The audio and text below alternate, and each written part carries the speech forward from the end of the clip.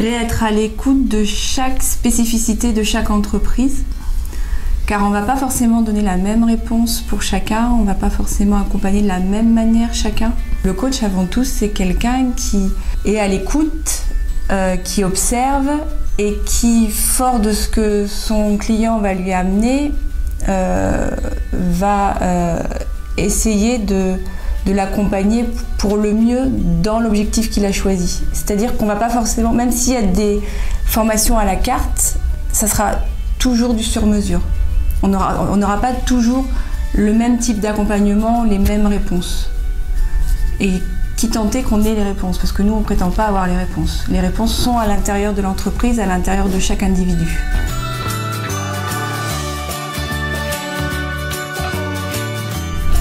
Alors, il y a des obstacles reliés à l'humain, c'est-à-dire comment faire travailler en coopération les équipes, comment donner du sens, comment amener nos collaborateurs à avoir une vision globale de l'entreprise. C'est pas forcément évident et que chacun partage la même vision.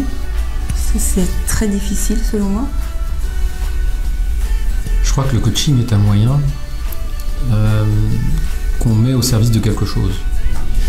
Et ce que vient de dire Caroline est essentiel. Le plus difficile, c'est le niveau de maturité des collaborateurs par rapport à partager une vision et à partager des valeurs. Et en général, quand une entreprise est en transformation, en évolution, on va parler de changement de paradigme, certains collaborateurs ne vont pas suivre ce qui est insufflé parce que la marche est trop haute pour certains. Et ça, c'est une vraie difficulté à laquelle nous-mêmes, en tant que dirigeants d'entreprise, nous sommes confrontés.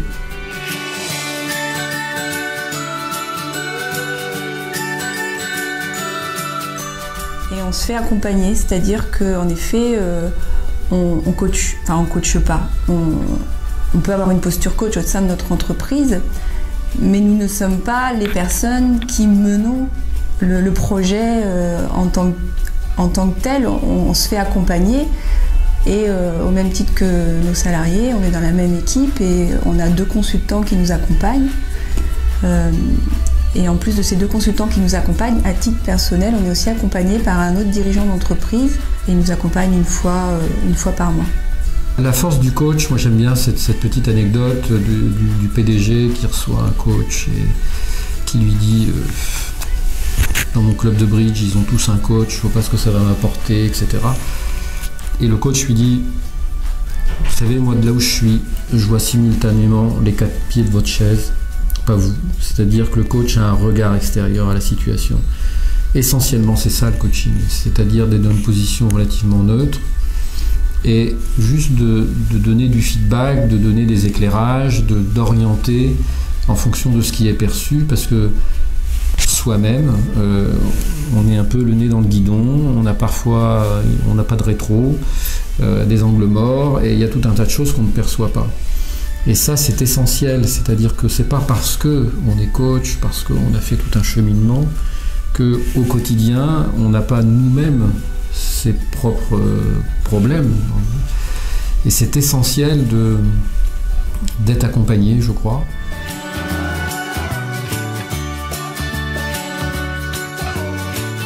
Ce qui va compter, c'est de comprendre la demande du client, qui en général va faire référence à un produit un peu packagé qu'on pourrait avoir. Et souvent, ça va déboucher sur autre chose. C'est-à-dire que si on mène bien l'entretien avec ce client, d'essayer de comprendre quel est réellement son besoin, et aussi de là où il en est. Donc en fonction de là où il en est, il ne pourra peut-être pas y aller en une seule fois. Ça va être avec discernement de lui faire une proposition réaliste sur le temps qu'il est prêt à y consacrer, la prise de risque, les enjeux, les différentes étapes pour y parvenir. Est-ce que c'est étalé sur 1 an, sur 2 ans, sur 3 ans, combien de personnes ça va impacter. Donc c'est vraiment du sur-mesure. Et c'est aussi de lui poser les bonnes questions qui vont lui permettre de se dire, bah voilà, une fois que tu as atteint ton objectif, quelles vont être les conséquences sur ton entourage, sur ton environnement, sur tes collègues proches, etc. pour qu'il se projette et qu'il s'imagine au mieux ayant réussi son objectif et qu'il soit confiant dans le fait que c'est bien cet objectif-là qu'il veut poursuivre. Et c'est vraiment l'enjeu des tout premiers entretiens, comme dit Christian, c'est de bien comprendre la demande, parce que parfois vous êtes face à des personnes qui ont envie de quelque chose, puis finalement après avoir discuté longuement avec nous, se disent « Ah oui, mais non, en fait c'est pas tout à fait ça ce que je voulais, c'est plutôt ça ».